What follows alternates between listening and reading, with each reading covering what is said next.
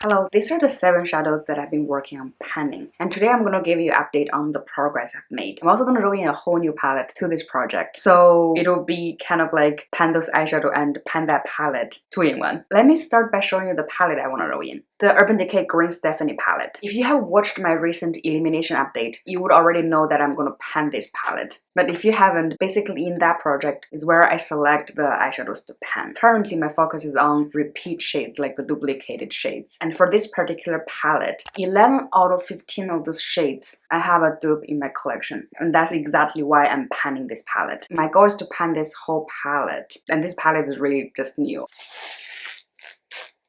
I only swatched it maybe 2 to 3 times. But I want to make an exception for these 2 shades here. One is called Punk and Serious. Right now what I'm feeling is once I hit pan on the rest of the shades here, oh, I just accidentally I could feel free to depart these 2 shades to keep it without really worrying about destroying these shadows. Actually, this gold shade here, I might also consider making exception for this one. Yeah, I think so. I'm gonna pan every shade in this palette with the exception of these 3 colors, called Punk, Serious, and 1987.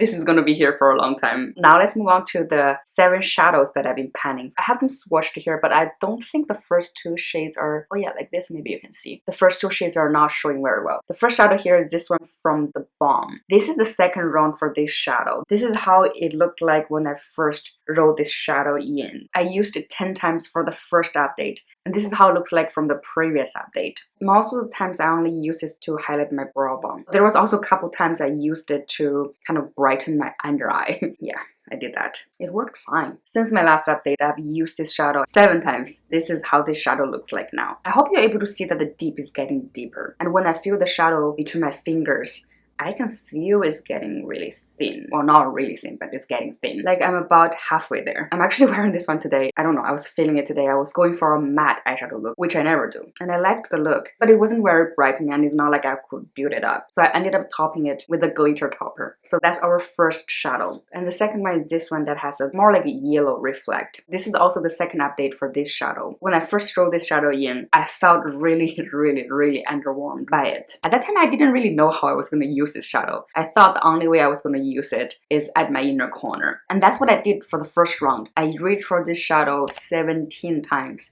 to use it at my inner corner. I paired it a lot with the bronzy shade from Kat Von D that is also in this project. And I loved it. I loved how that 2 colors married and complemented each other. I also paired a couple times with this cranberry shade that is also in this project. And it was a really nice contrast too. My favorite one was when I laid a cranberry shade all over the lid, just lightly. Then I put this shade on top of it. And then suddenly it transforms to be a tangerine copper color. And I like this so much. And since my last update, I have reached for this shadow 7 times, and this is how this shadow looks like now. And because I'm having so much fun with it, I kind of want this eyeshadow to last as long as possible. Yeah.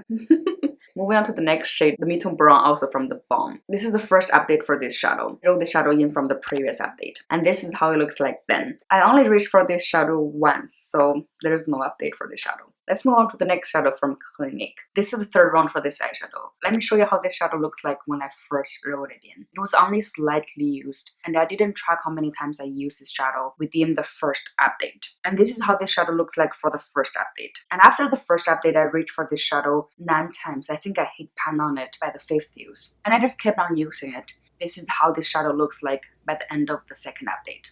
Well, I didn't want to roll this shadow out just yet because I was really enjoying this shadow. So I kept it in this project for another round. And I reached for this shadow another 5 times. And this is how this shadow looks like now. The pen size did expand a bit, but I feel like the real damage I have done here is wearing the shadow down. Okay. I really enjoyed having the shadow. I really enjoyed wearing this shadow. And I definitely enjoyed panning this shadow. As much as I want to keep on going with it, which I do, I think it's time to roll it out so I can give some of my attention to the other shadows that I have. Let me share something interesting with you. All of this shadow has been living in my everyday palette, right? One of the days when I look at it, it strikes to me that this shadow is actually a mixture of this cranberry shade and this bronzy shade. If I mix this shadow and this shadow together, I get this pretty much. And I think that was a cherry on top of me deciding it's time to roll this out. I have over 300 eyeshadows. At the very least, there's probably close to 200 eyeshadows that I really enjoy. And I cannot hang on to each one of them if I really want to make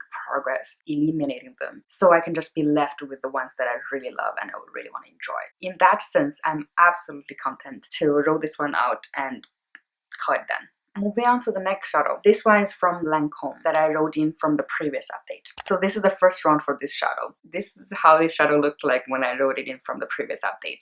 I only reached for this shadow twice since my last update. There's no difference. And it also crossed my mind that I perhaps would be able to use this shadow as a blush. Yeah, totally. I can totally share this out and wear it as a blush. Yeah, I'm gonna have a lot of fun panning this. I don't expect that it's gonna happen fast because the Lancome shadow are really firmly pressed. Moving on to the next one. This is the second update for this shadow. Okay, this is how the shadow looks like when I first wrote it in. Very new, barely touched. And I reached for it 15 times since I wrote it in. And this is how the shadow looks like from the previous update. I'm focusing on one side of the shadow, so you should be able to see a little bit deep. And since the last update, I worn this shadow 7 times. The same way, I just wear it all over my eyelid. And this is how this shadow looks like now. The deep is definitely getting more significant, especially when you look at both sides for comparison. And I'm so glad for that. It feels a little bit more encouraging because I anticipate this shadow is going to be very hard to pan. Comparing these two shadows, the pan in this is very shallow. I guess if I try to measure it, I'm just eyeballing it, okay? I'm just guessing. This one is 0.6 and this one is a 4 millimeter height. And that is going to be a lot more product in the pan. But seeing the dent growing gives me a little bit of encouragement for keep on making progress with the shadow. This last one, the cranberry shade from the Balm. This is how this shadow looks like when I first wrote it in. And this is the second update for this shadow. I think I didn't update this shadow for the previous update because I only reached for it once. And it's the same for today. I reached for it another time. So in total, I have reached for this shadow twice. And this is how the shadow looks like now. Yeah, I don't think you'll be able to see any difference. In my defense, I didn't reach for the shadow a lot because it's very similar to the one from Clinique. And because I had my focus on the Clinique one. And obviously that means I would be reaching for this one a lot less because they were competing with each other. But now that the Clinique one is gone, I shall be able to focus more on this one. And hopefully I'll be able to make a lot of progress for the next update. Yeah, that is all the progress I made. Since we're rolling out one shadow, let's have a look what shadow we're gonna roll in. For the last couple roll-ins, I didn't take consideration with the color story that I have. Today's roll-in, I want to take the color story into the consideration. Okay, these are the colors that I could technically roll in. I think my choice would be between the Gamma Silver or the Mossy Green. And between those two, let's have a look which one looks better. Let's do this one here. A little bit off, but not too bad. Okay, my feeling is this one offers a lot of contrast. And if I cover this one, everything is very cohesive. No, I don't want things to be cohesive. I want the contrast. So I'm going to roll in this Gamma color from Sephora in. So that's it. These are the 7 shadows I'll be working on, plus a palette. It's a lot. So I think what I'm going to do is I'm going to update you guys every 2 months. That gives me a little bit more time to make a fair amount of progress. I'm actually not quite sure if I'm going to update them in one video or I'm going to have them separately. What do you think? Do you like to see both the eyeshadow and the palette update in one video, or would you like them to be separated? Leave me a comment, let me know if it matters to you. I would definitely take that into consideration. Thank you so much for watching. I hope you always remember to enjoy yourself, and I look forward to see you again. Bye bye.